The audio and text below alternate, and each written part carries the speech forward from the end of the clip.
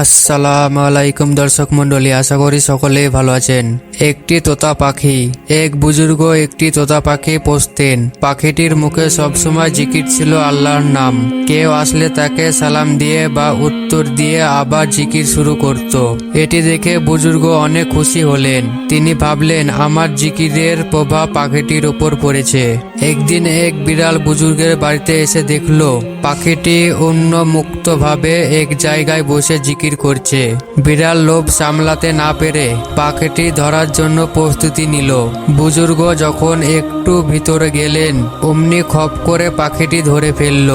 আর পাখিটি জিকির বন্ধ করে কা কা করে ডাকতে লাগলো। এদিকে বুজুর্গ লোকটি আওয়াজ শুনে দৌড়ে এসে দেখেন পাখিটি বিড়ালের মুখে মৃত্যুপ্রায়। কিছুক্ষণ পর পাখিটি মারাও গেল। এদিকে বুজুর্গ কাঁদতে লাগলেন।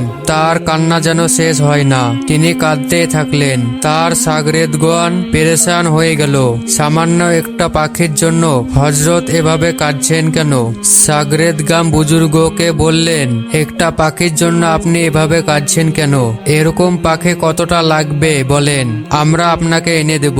এবার আপনি কান্না বন্ধ করেন। এ শুনে বুজুর্গ লোকটি বললেন, আমি তো পাখির জন্য কাঁদছি না, আমি কাঁদছি এই ভেবে যে পাখিটি সারাক্ষণ জিকির করত, সেটি যখন বিপদে পড়ল তখন জিকির করতে ভুলে গেল। তার মনের ভিতর যা ছিল তাই বের হয়ে এলো।